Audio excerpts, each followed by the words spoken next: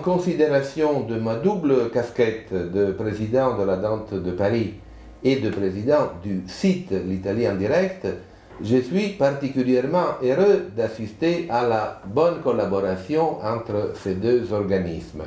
Aujourd'hui, on va parler en particulier des cours d'italien et des cours en général qui sont organisés par la Dante de Paris et qui en représentent la première raison d'être.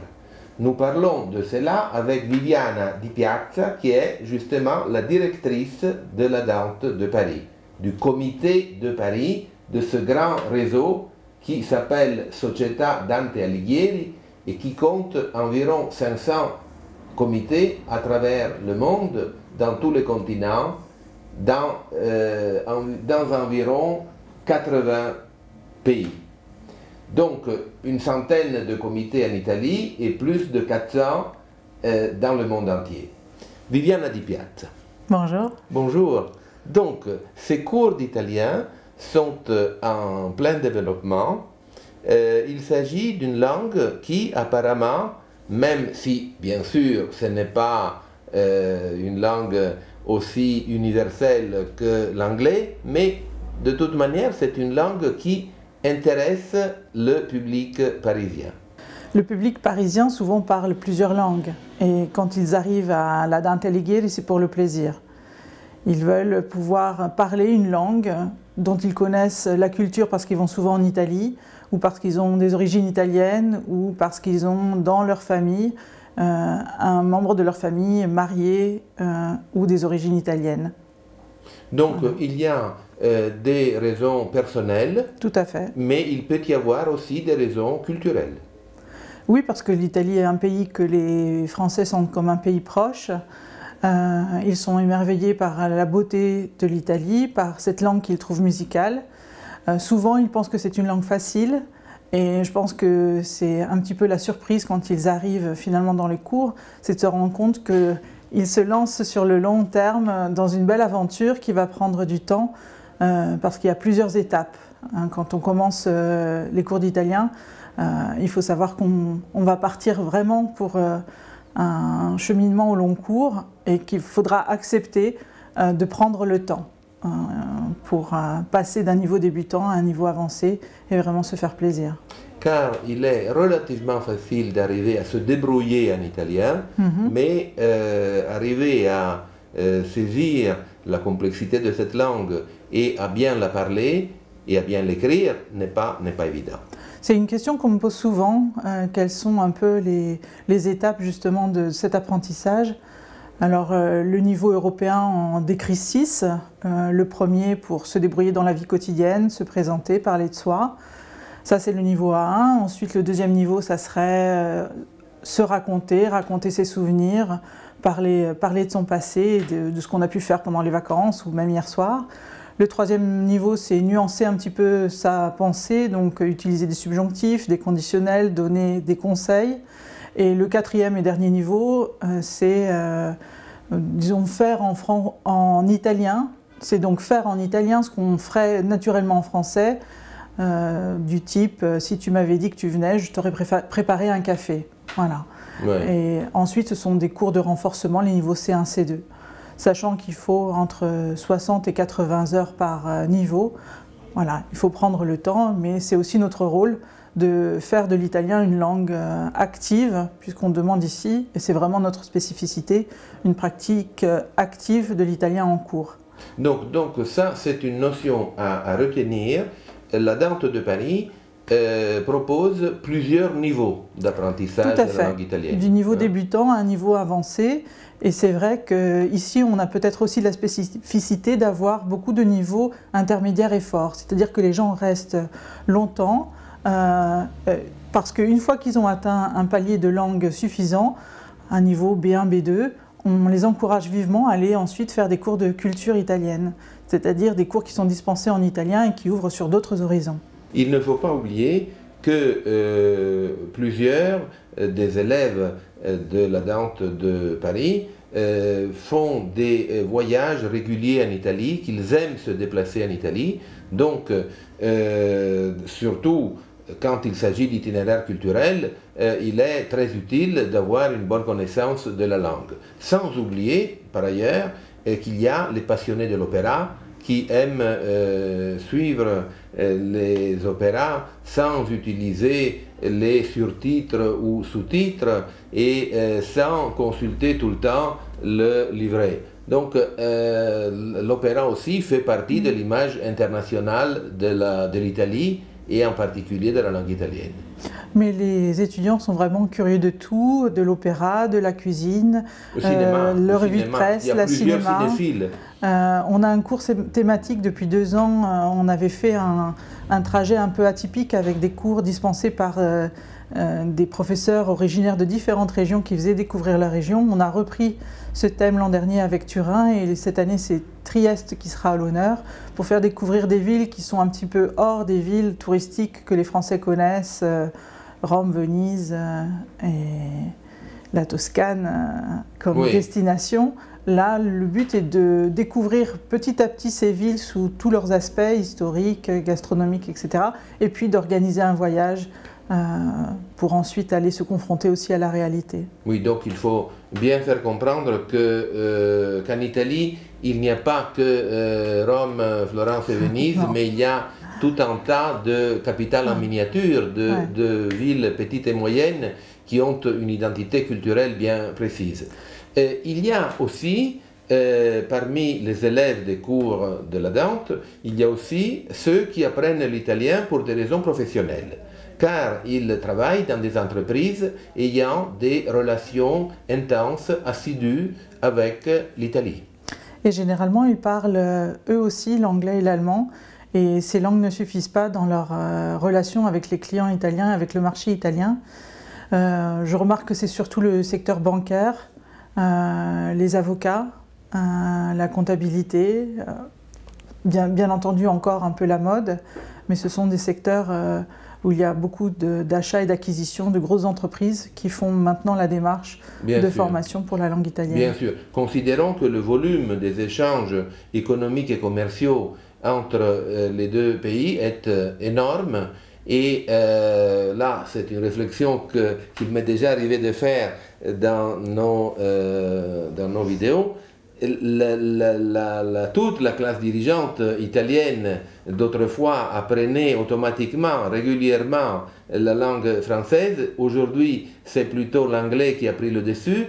Et donc, il y a de la part des entreprises françaises un effort de réciprocité pour faire en sorte que des gens appartenant à deux cultures, somme toute proches, puissent communiquer directement sans passer à travers une troisième langue. Et puis, c'est vrai que les gens qui font cette démarche veulent avoir la valeur ajoutée de l'interculturel. Ils veulent vraiment rentrer aussi au-delà de la langue sur les spécificités de la négociation avec un Italien et donc sont très intéressés aux aspects d'italien des affaires. Oui, bien sûr, bien sûr. Je me souviens d'une époque où la Chambre de commerce italienne organisait tout le temps des séminaires sur l'interculturel, donc aussi sur les différences de mentalité, sur les habitudes des... Oui, il y a des spécificités. Des hommes d'affaires des deux pays, et il y a des spécificités assurément. Donc, et il faut dire aussi que quand on se déplace vers des pays plus éloignés, on est préparé à l'idée que la culture ne soit pas la même. Si vous partez au Japon, vous savez dès le départ que c'est un pays qui est éloigné de votre formation de base. Alors qu'entre la France et l'Italie, on peut tomber dans le piège de croire que tout se passe de la même manière, et puis ce n'est pas forcément ainsi. Oui, parce que les Italiens sont durs en affaires, d'après les échos que j'ai pu en avoir. Ah oui. Ah oui, ça c'est intéressant. Et ça c'est une surprise pour les Français. Oui. C'est-à-dire qu'ils s'attendraient à une attitude plus douce, disons. Oui, plus cordiale, négocier au niveau des prix, voilà. Et non. Ah voilà, bon, ça aussi c'est intéressant à savoir. Et bien sûr, la connaissance de la langue peut aider à surmonter certains écueils. Bien entendu. N'est-ce pas? Oui, Parce que de toute manière, l'apprentissage de la langue de l'autre est un signe d'intérêt. Donc, c'est une manifestation de cordialité. Mais je crois que c'est vraiment presque ce côté humaniste de s'intéresser à l'autre. Et c'est ce qui fait un petit peu la spécificité de l'être humain, de cet échange verbal qui fait qu'on est une communauté d'hommes. Je pense que c'est vraiment ce que recherchent les élèves, qu'ils soient dans le monde, dans l'entreprise ou en tant qu'individuels. Quand ils viennent chercher l'italien, ils cherchent aussi un contact de parole, de se parler. Donc c'est important pour eux de pratiquer cette langue et c'est aussi pour ça que nos cours ne sont pas des cours de type universitaire où le professeur dispenserait un savoir, mais c'est vraiment un échange humain qui se fait en italien puisque les cours ont lieu en italien dès le départ. Il faudrait donner quelques détails sur l'organisation concrète de ces cours. Comment fait-on pour s'inscrire et comment cela fonctionne? Nous sommes là au bureau de la Dante de Paris, ouais, qui se trouve à l'intérieur de l'immeuble du lycée italien de Paris, du lycée Leonardo da Vinci. Au niveau des cours, ils sont dispensés à raison d'1h30 par semaine. Les gens les couplent souvent pour pouvoir passer une après-midi italienne et s'amusent à faire des activités aussi en dehors. Cette année, on aura des ateliers à sorpresa tous les 15 jours pour que tous les cours puissent avoir des moments de contact avec des Italiens en dehors du cours et vraiment des échanges de façon très pragmatique. Pour les inscriptions, il suffit de nous contacter. On est là les lundis, mardis et jeudis. Une permanence est assurée de 11h à 17h. Sans interruption ou alors sur rendez-vous. Et sur notre site, vous allez trouver les coordonnées téléphoniques et l'adresse email pour contacter justement le bureau de la Dante de Paris. Je voulais dire encore un mot avec vous sur le cours qui ne concerne pas la langue, mais aussi la civilisation et la culture italienne. Cette année, on aura une jolie nouveauté qui s'appelle Actu culturelle italienne, parce que c'est vrai que Paris a la chance d'être riche en activités théâtrales, cinématographiques, et on avait envie d'ouvrir un cours spécifique pour parler de toute cette actualité, non seulement de l'Italie à Paris, mais aussi de la France en Italie. Par exemple, est-ce qu'il y a une rentrée littéraire en Italie? Voilà. Quels sont un petit peu les lieux des festivals en Italie? Les Français connaissent bien les festivals français. On avait envie de faire des va-et-vient comme ça sur ces deux cultures proches et à la fois différentes. Il faut savoir aussi que les adhérents de la Dante de Paris, donc je dis bien les adhérents, non seulement les élèves des cours, mais les adhérents plus en général, sont automatiquement invités aux différents événements culturels que la Dante organise, et dans les locaux du lycée italien, et à la Maison de l'Italie, et à la Libreria, que les visiteurs de notre site connaissent bien parce qu'on y a enregistré plusieurs entretiens. Donc il y a aussi cette activité assez dense qui comporte des rendez-vous. Des visites guidées, des principales expositions, et cette année il y en aura encore beaucoup, des présentations d'ouvrages, des projections de films, des concerts, puisqu'on en a donné beaucoup à la Maison de l'Italie l'an passé et qu'on continuera ce partenariat. Donc la Dante Alighieri est la plus grande association culturelle italienne opérant dans le monde entier, et le comité de Paris essaye de ne pas être en reste par rapport à ceux d'autres capitales européennes. J'ai eu l'occasion tout récemment de rencontrer par exemple le président de Berlin. Et en Allemagne aussi, il y a une activité très importante en faveur de la culture italienne et de la langue italienne. Et ces réseaux fonctionnent aussi en France, puisqu'on a beaucoup de liens qui sont en train de se tisser avec d'autres comités de la Dante en France, notamment Nice et Bordeaux, qui nous ont sollicités et avec lesquels on collabore pour des activités pédagogiques. Alors, on va conclure avec un appel de la part de la directrice de la Dante de Paris. Venite a studiare l'italiano Venite a studiare. e a parlarlo. Étudier la langue italienne et venez ici au 12 bis de la rue Sédillot, dans le 7e arrondissement. Le 7e arrondissement de Paris. Grazie. Merci, grazie Viviana.